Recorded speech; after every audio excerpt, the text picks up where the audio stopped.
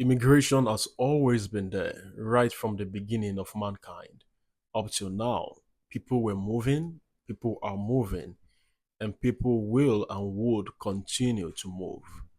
But recently, we've seen a lot of stringent and strict policy with regards to immigration, especially in countries that we consider developed or top countries, or what they call the G5 countries.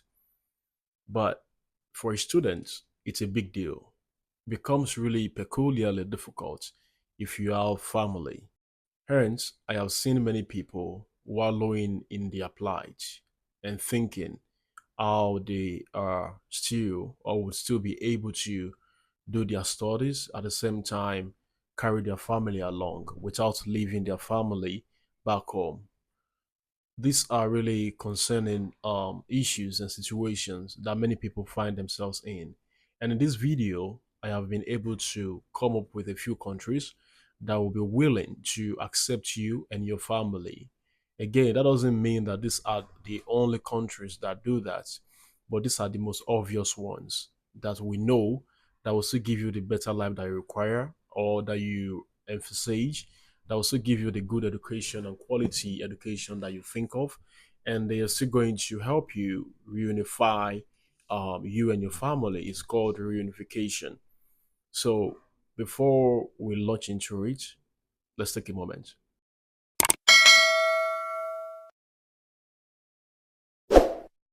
Salvate to all of you. Welcome back again to this channel. If you just see my face for the first time, it is me again, Nicolas Salako. And on this particular episode, I am bringing to you, again, if you can hear some sound at the background, it's an aeroplane flying across my roof. I live quite close to the airport, so it's quite understandable. So, welcome. My name is Nicolas Salako, and on this channel, I try to bring you information that pertains to studying abroad, migration, and everywhere that is opening up for international students and that embrace diversity. So, back to the major story. Recently, we have seen a lot of stringent policies and strict policies when it comes to immigrants, migration. It's becoming more and more tough. Lately, the UK big man released a statement, and it's about kind of restricting or I would say being more strict on immigration policies. And we're seeing what's happening in the US. I know many of you might have heard that.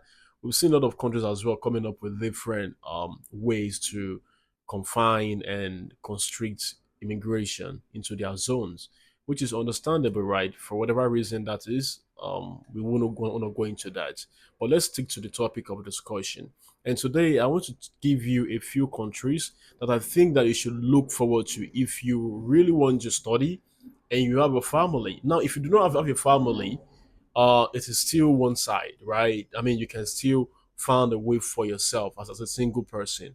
But once you have a family, you have another soul attached to your life. It becomes really cumbersome to deal with.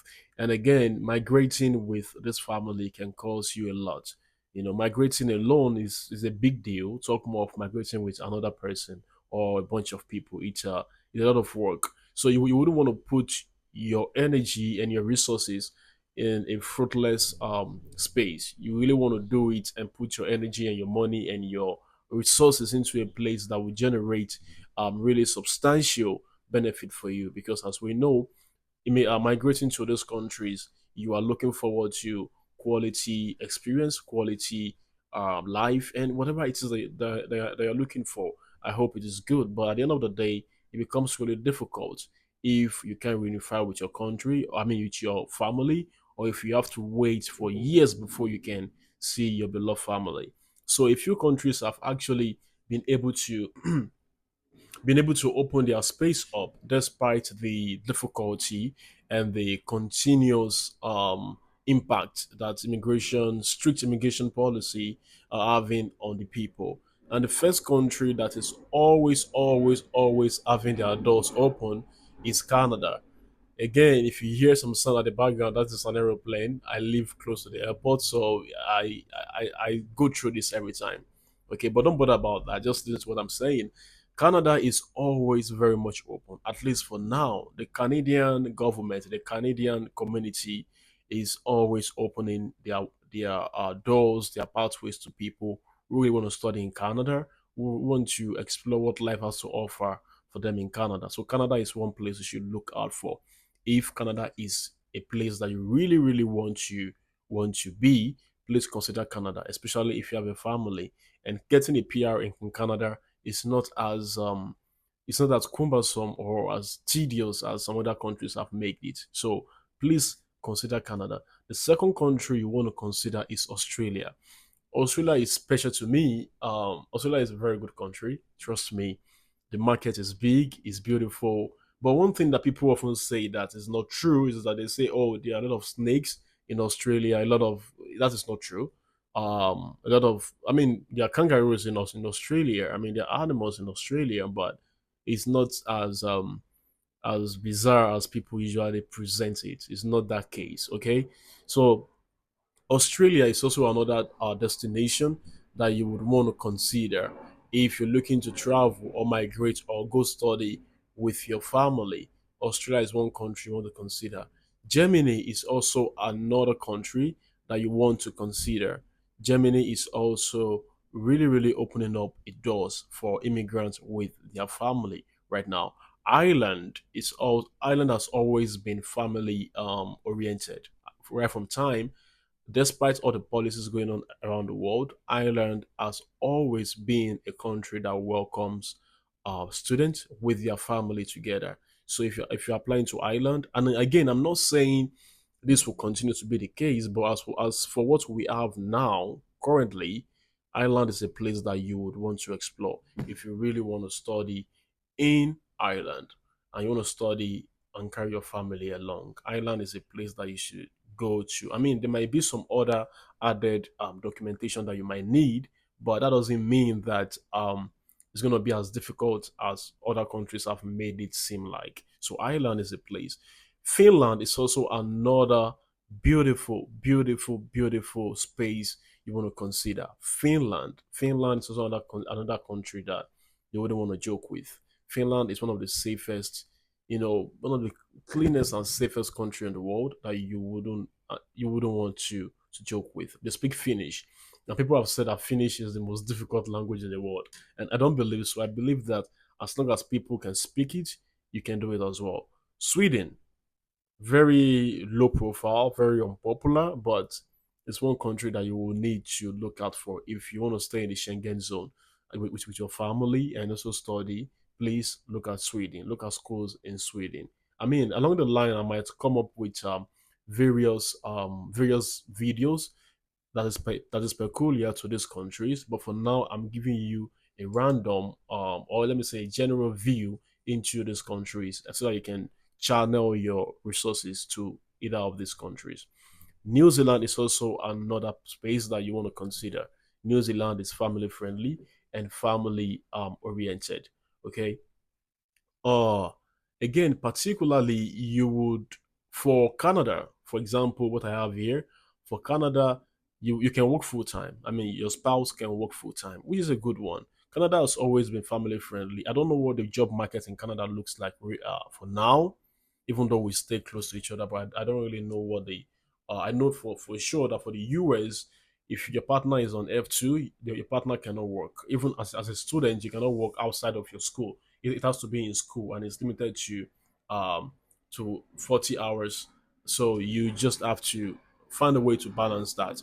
For Canada, your partner can work full time, which is good, and your children have access to free public schools. That is amazing, if you ask me.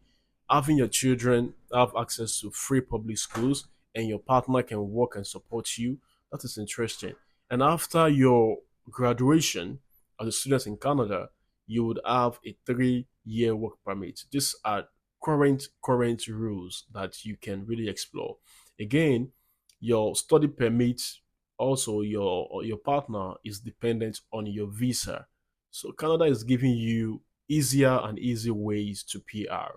Canada has been a blessing to immigrants for a long time now. I think Canada is not getting their full salutation in that sense. Australia also, for Australia, your partner can work, that's your spouse now, can work. I'm not talking about girlfriend and boyfriend. I'm talking about people that are legally married, right? And you have proof of your union. For Australia, your spouse can work full time, and this depends on your program. Not all programs. But for Australia, there's one thing that they have. They have their shortage list. Usually, countries like Canada, Australia, New Zealand, they have their occupational shortage list. So if what you're studying is among that, you have a lot of opportunities to explore. So in this case, if you're studying something that is really, really pertinent or useful to the government and to the community that you live in Australia, whether it is Adelaide or Canberra or whatever it is, your partner can work full time. Again, let me emphasize this depends on your program. Not all program can bring your partner in and allow them work full time in Australia. Just some specific ones. So it's your job to really, really look into that. I mean, I can also do that sometime when I have the time. And your children can also be in school at low cost. Australia again has always been a blessing, even though they have stricter rules now. But when it comes to family, they do not tamper with that. So it's something you might want to consider. And you have a 2 to 4 year temporary postgraduate visa, spans from 2 to 4 years, right, for your postgraduate study visa. So Australia is also somewhere that you need to look out for. And you note that for Australia, right, I mean, it's a lot of money. That's the fact, it's a lot of money. So for Australia, you must be ready to invest your resources financially. And trust me, these are real time profitable investments. Investing your resources in Australia is a good investment. If you get lucky and you get drawn into the pool, never regret moving to Australia. It's a beautiful country, and it's also welcoming to families. Germany again, your family can join you after you've migrated. Your family can join you on what they call a reunification visa. Okay, so you're going to apply for that, and your family is going to come join you. And again, public universities in Germany are often free. I think there was a time they were doing block accounts, but I don't think that still applies. You might want to look at the schools that do not really take those rules really seriously for now. And Germany is one country you want to look out for. Now, some programs are English taught programs. So, but again, if you know how to speak German or you understand how to speak German, you can go for it. If you speak only English, please look at the English taught programs and apply for them. And from what I'm seeing here, you do not really need to show a blog account for Germany. Norway used to be very free tuition country, but they started taking tuition I think a year or two ago, which has really impacted many immigrants looking to study and move to these countries. So Germany is one country you really, really, really want to look out for. And I'll give one last one before I stop here for now. I'm gonna make my further research and bring the rest some other time. Ireland as well. For Ireland is under probability. Your spouse may work full time after approval. So there are some approving process or approval process that your partner has to go through before they can work full time in Ireland. But the good thing is that they're going to allow your partner and your family to come join you, and you can eventually work full time. Okay. And your kids can attend school, meaning that, okay, you're far from home, but you're still at home. All right. You can still do what you want to do. Your kids can go to school, your wife can work, and you as a student, you can work at least 20 hours a week. You can work 20 hours a week. And even after your studies, you can still stay back for like 2 years to find a job, which is really relatively good compared to some other countries that are like, trying to clamp down on people and calling them all sort of names, which I don't think is proper. But anyway, these are the countries that I want you to look out for. Just for a quick recap, right? We have Ireland, we have Germany, we have Australia, we have Canada. I'm going to do further and thorough research on the other ones that I've not mentioned in this video. But please, you have to understand that migrating is a really big job. It's a really big deal. And if you're migrating with another person as a family, it becomes really, really difficult and tedious. But is it something that you cannot achieve? No, it is very achievable. It is not something you cannot attain. So put your mind to it, put your resources to work, and I'm sure you're gonna get it. Thank you for staying with me all through this video. I hope that your hopes and your plans come into reality. Shalom. I'll see you on the next one. And do not forget to share, to like, to subscribe. Particularly share the videos that those that you know to those that you know that are really looking forward to traveling. And maybe, just maybe, this video is gonna help them. Peace.